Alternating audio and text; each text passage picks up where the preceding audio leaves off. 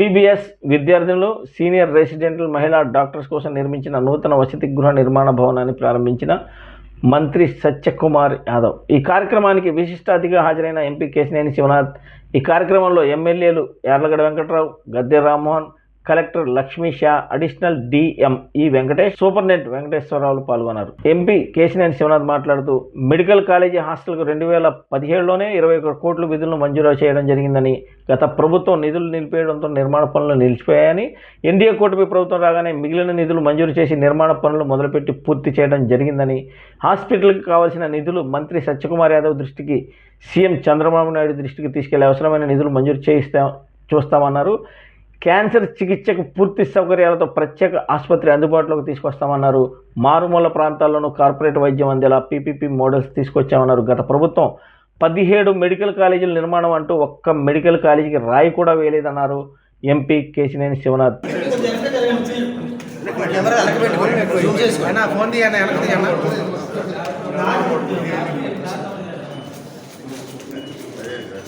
Very good.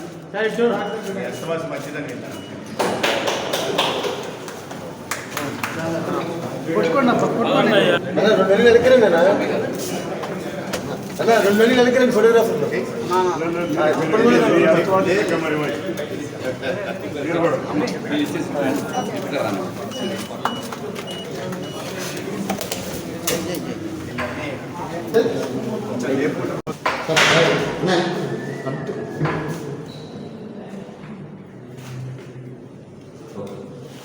అక్కడ తీసుకోండి.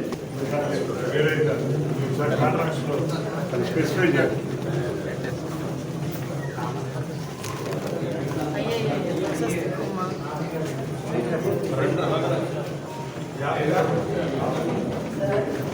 రెండో వైపు బాధగా కూడా ఉంది.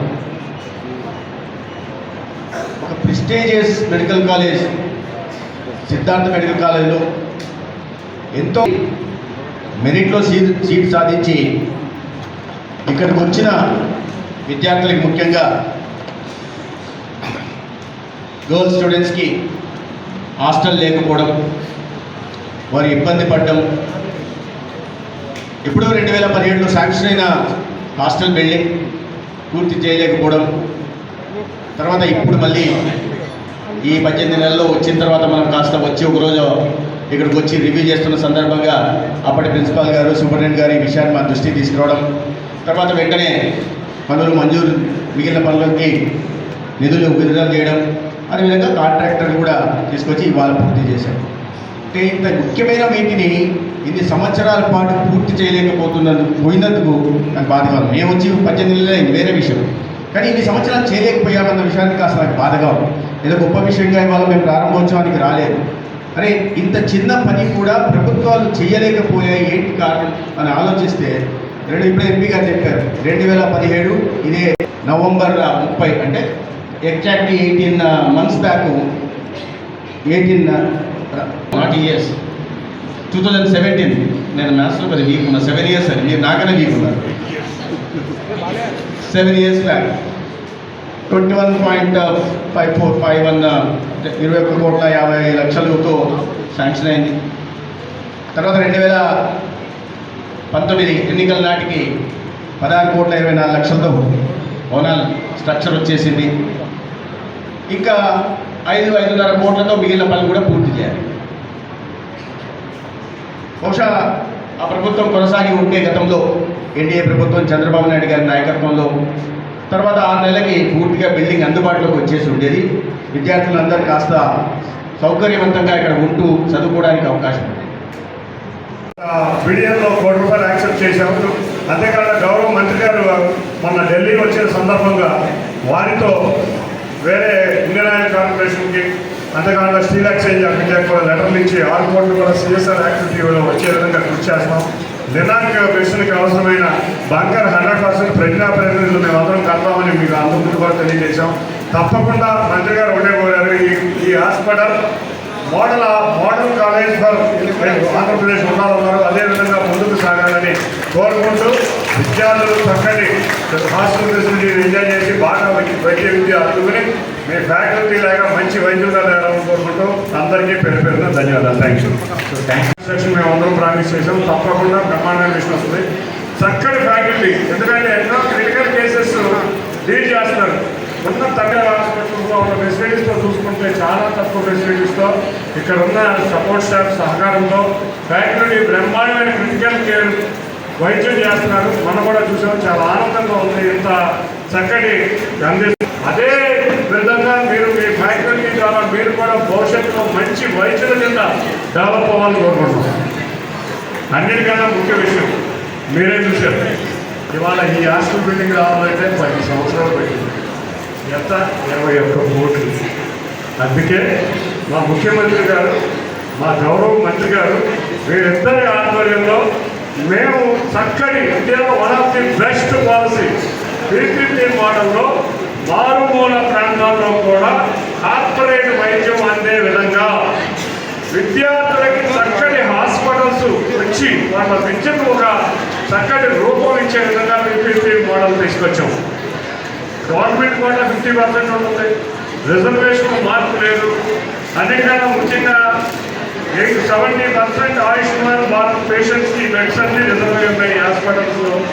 వీటన్నిటికీ తోడు చక్కటి ఇన్ఫ్రాస్ట్రక్చర్, అది కూడా 2 సంవత్సరాల్లో పూర్తయ్యే విధంగా వారు రూపొందించారు. ఇది నిజంగా చూసాం. గత ప్రభుత్వం 8,500 కోట్లు అయ్యే 17 కాలేజీలకు శంకుస్థాపన చేసి చాలా కాలేజీల్లో ఒక్క రాయి కూడా వేసిన పరిస్థితి లేదు. దయచేసి దానికి ఖర్చు పెట్టాల.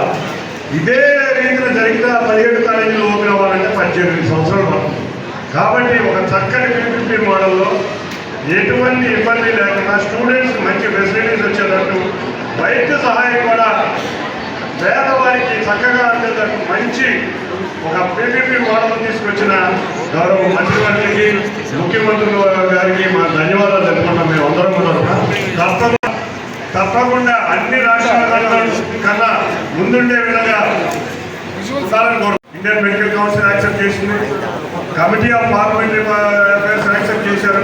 కాబట్టి ఇటువంటి పద్ధతుల్లో త్వరగా హాస్టళ్ళు కట్టాలి, హాస్పిటళ్ళు కట్టాలి, చక్కటి వైద్య కళాశాలలు పెట్టాలి, పేద వైద్యులకి చక్కటి వైద్యం అందాలి, ఎక్కువ మంది వైద్యులు తయారవ్వాలి, ఫ్యాకల్టీ కూడా ఎక్కువ మందికి ఉద్యోగాలు ఇచ్చే విధంగా చక్కటిగా ఆంధ్రప్రదేశ్ రాష్ట్రానికి ప్రతి మారుమూల ప్రాంతంలో కూడా చక్కటి కార్పొరేట్ వైద్యం అందే విధంగా కృషి చేయాలి. ఇటువంటి కార్యక్రమాలు చేస్తున్న ప్రభుత్వాన్ని మనం అందరం అభినందించాలి. అన్నిటికన్నా ముఖ్యంగా ఈ కాలేజీ ఏ అవసరం ఉన్నా మీరు మనం 6.5 కోట్లు CSR యాక్టివిటీ కింద పరికరాలు ఇవ్వడం జరిగింది.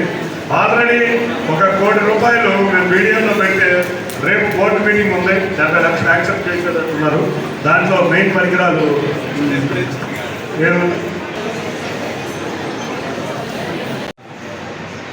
Thank you. వేదికని అలంకరించిన వాచులు సత్యకుమార్ యాదవ్ గారికి, గద్దె రామ్మోహన్ గారికి, వెంకటరావు గారికి అందరికీ కూడా నమస్కారాలు. వేదిక ముందున్న ఫ్యాకల్టీ, స్టూడెంట్స్కి అందరికీ బెస్ట్ విషెస్. ఎందుకంటే ఇవాళ కొత్త బిల్డింగ్ మనం ఓపెన్ చేసుకోబోతున్నాం. ఈ బిల్డింగ్లో చక్కగా అందరికీ స్టూడెంట్స్కి చక్కటి అకామిడేషన్ ఇవ్వబోతున్నాం. కానీ దురదృష్టవశాత్తు ఈ బిల్డింగ్ ఎన్నో సంవత్సరాల క్రితం ప్రారంభించారు. 2017లో ఈ బిల్డింగ్కి శంకుస్థాపన ఆ రోజు 21 కోట్లు ప్రభుత్వం శాంక్షన్ చేస్తే 2019 వచ్చినాక ఈ బిల్డింగ్ కన్స్ట్రక్షన్ మొత్తం ఆగిపోయింది.